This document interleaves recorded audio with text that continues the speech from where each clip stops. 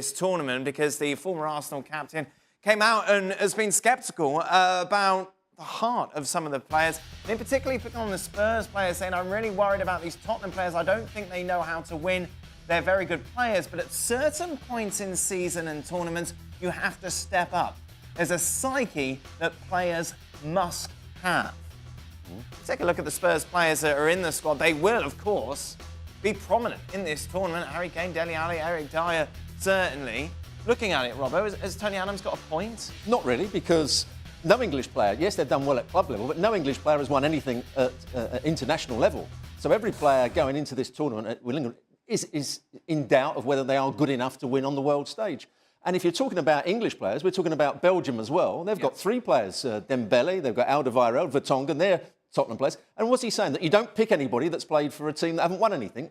It's a ridiculous comment in my view. I mean, let's keep in mind as well that we are talking about an England team that won a World Cup in '66, got to a Euro semi-final. Outside of that, not a whole lot to brag about. So regardless of whether you win Premier League titles or not, it somehow failed England in the past. And so to kind of throw this lazily out there that is all down to Spurs players and their mentality, I find disingenuous. And you've got to remember, this is a man that played for Arsenal all his career and is an Arsenal man through and through. So I think he's having a little at the same time, yeah, I accept that, but don't, you've gone on to other things, you've managed clubs, you now ask for an expert's opinion. Don't give an opinion of a punter in the street.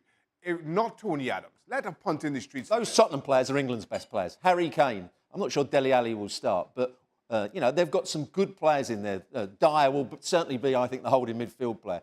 Good players that are going to be the fulcrum of England's play. But does it not take you up a notch if you have won, for example, the Premier League, that you know exactly what it takes to dig deep and go that extra mile to win a trophy? Can that not come in handy, surely, when it comes to experience? It can give you that little bit of confidence.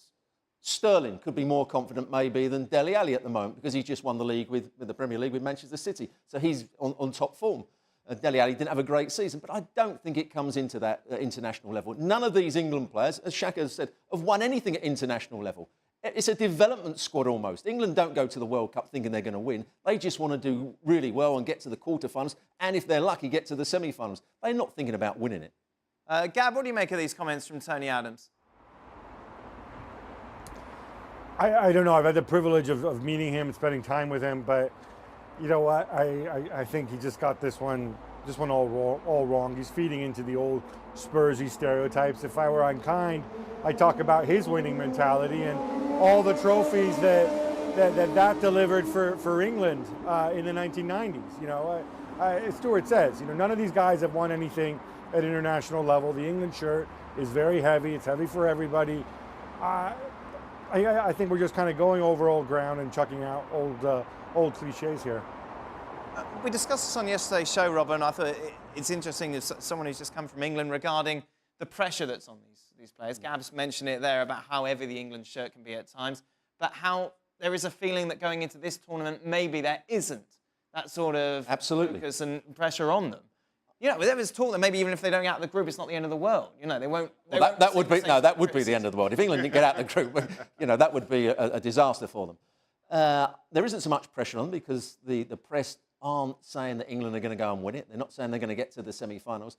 And I think what Gareth, I was quite critical of Gareth Southgate a couple of years ago when he first was in charge of the under-21s and then he was part of the development setup. I didn't think he was developing the players as he should do. But I think he's done a very good job. He's got his system absolutely right. He's stuck with the system. He hasn't swapped and changed people.